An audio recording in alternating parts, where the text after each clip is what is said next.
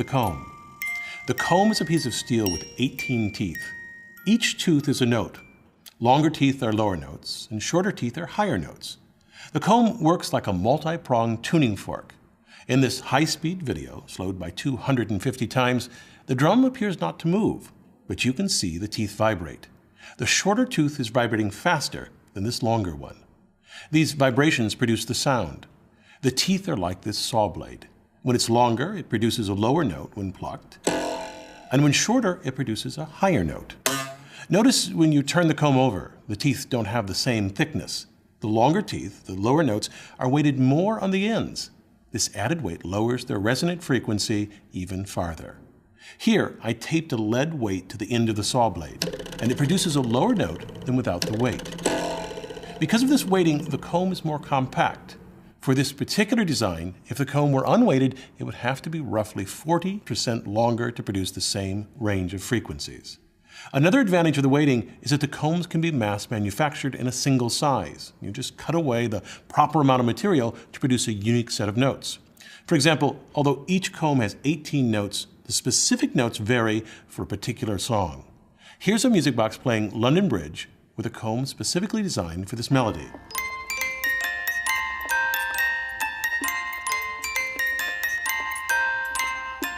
And now here it is with a comb cut for a different melody, This Old Man.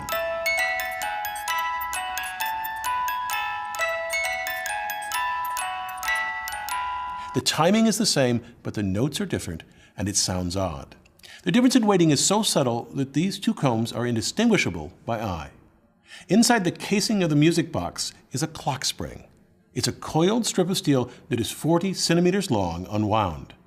The outer end of the spring has a T-shape which affixes to the casing of the music box and so holds it in place. The inner end of the spring has a slot. This slot hooks into a notch on a metal shaft. This shaft is attached to the winding key. The shaft also has an angled 6-tooth ratchet gear. This gear fits inside this larger plastic gear. On the inside, there are 4 flexible pawls so the axle turns independently from the plastic gear. This happens when the music box is wound. When the spring unwinds, the axle turns in the opposite direction and the 6-tooth gear catches the pawls, which rotates the larger plastic gear with it. This rotation drives the music box. As the spring unwinds, it rotates this bevel gear, which engages a second bevel gear affixed to the drum. But there's a problem with this setup. The spring will unwind quickly and the music will play too fast. This piece, called the governor, solves this problem. It's connected to the drum by a gear train. The gear train is compactly built into the music box. The rotation of the governor controls the speed. Stop the governor and the drum stops. The governor uses air resistance to control the release of the energy from the spring. Air resistance is proportional to the velocity squared of the object. When started from rest, the governor encounters little resistance and speeds up readily, but when it spins rapidly, over 3,000 revolutions per minute, air resistance swiftly increases, which prevents it from moving much faster. This action limits the speed of the governor and limits the rotational speed of the drum. To spin the governor so fast, the music box uses a multiplying gear train. It starts with the bevel gear driven by a spring, which engages a smaller gear on the drum. This multiplies the rotational rate by the ratio of the number of teeth on the larger gear to the number of teeth of the smaller gear, here 2.75 times. The drum is also affixed to a larger gear, which engages another smaller gear, this time multiplying the rotational speed by 5.75 times. The larger gear on this piece engages the smaller end of another spur gear, further multiplying the rate by 6.3 times. Lastly, this spur gear engages a worm screw on the shaft of the governor. It moves so fast it's blurred. Here, slowed down by a factor of 30, the movement is visible. The gear that engages the worm screw differs from the other gears. It has curled teeth. The shape of these teeth allows it to better engage the screw. The worm screw turns once for every tooth on the gear, and since there are 24 teeth, it multiplies the rotational rate by 24 times. This means that for every single revolution of the first bevel gear, the governor rotates 2,400 times. Since the first gear rotates roughly 1.5 times a minute, the governor spins at 3,600 revolutions per minute. As I noted, this music box evolved from devices that used bells struck by hammers. The replacement of these bells with a comb was the technical breakthrough that catalyzed a music box industry that blossomed in the 19th century.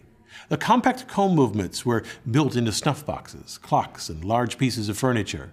As the industry flourished, music boxes grew more complex. Some, for example, sported dual barrels and combs, which played simultaneously to produce rich harmonies. The first music boxes used cylinders, but were superseded by boxes that used discs, which could be easily changed. Here, the melodies were punched into a metal disc. With this innovation, music boxes shrunk and their cost declined.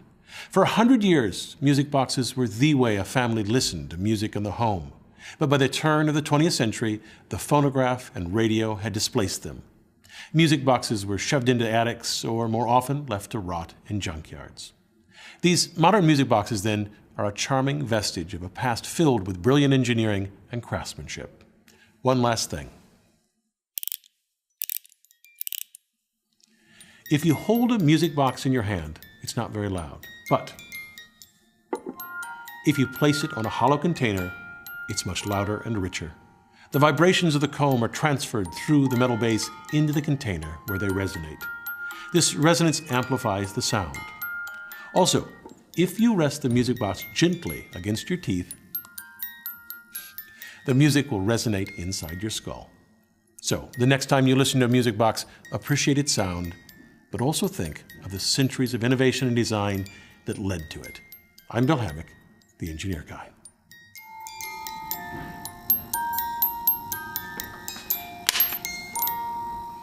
The drum has protrusions called pins that pluck the teeth of the comb. The comb? Pins, right? Pins. Okay, I'll get it. The drum has protrusions called pins. The drum has protrusions called pins? Pin. Yeah. Okay. The drum has protrusions called pins that plunk the teeth. Did I get it right? Pin. Okay. And now I can't say the I-N one because when I say it, I say pin. Okay. All right. Action. The drum has protrusions called pins that pluck the teeth of the comb. The comb is a piece of... Did I not get it? No. Pin. Is that right?